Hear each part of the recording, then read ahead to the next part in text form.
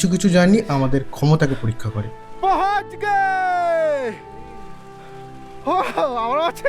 কিছু আবার অ্যাডভেঞ্চারের মানেটাকেই বদলে দেয়।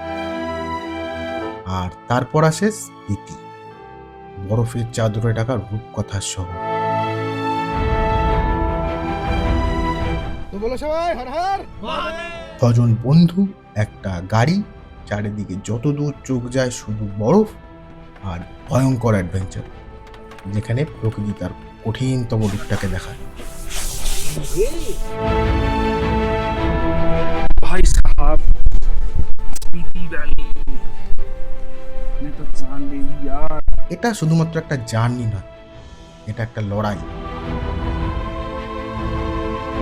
লড়াই আর কাঁপানো ঠান্ডার সাথে, আচ্ছা মোবাইলে দেখলাম 3 ডিগ্রি দেখাচ্ছে, তো 3 ডিগ্রি ভাই। লড়াই সীমাহীন উচ্চতার সাথে, লড়াই হিমালয়ের অনিশ্চিত পথের বিরুদ্ধে। কিন্তু কেন যাচ্ছি আমরা?